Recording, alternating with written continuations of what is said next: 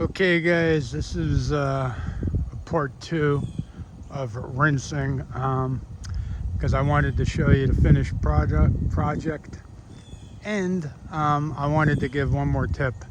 I always rinse the windows first, and you can see I reapplied the chem and everything looks fantastic, and I rinsed from the top down. But when I rinse, also, you might have noticed, I pay special attention to the windows. But here's the thing, like, you might want to shoot for the pane of the glass on the top to rinse or to trim.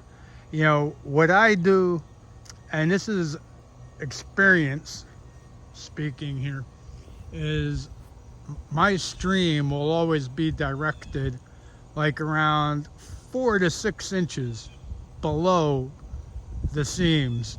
I always focus my stream of water on the glass so that the water will splash onto the sides and rinse it. And you wanna also be careful. Like, I used a low pressure applicating tip. I'm using low pressure, and because if you have high pressure, you can force the chem underneath the window panes, especially on older windows.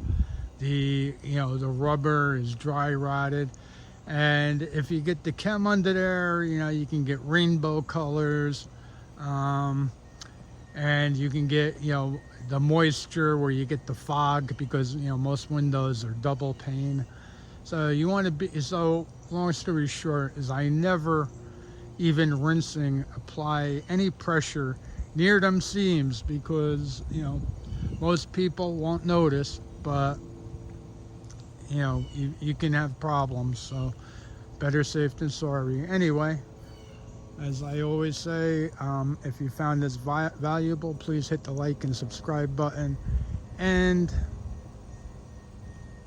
a disclaimer: anything I do in my videos, if you duplicate any actions or use any information, you are doing so at your own risk and hold me, the creator, harmless. This applies for video 1 and video 2. Thank you. Peace out.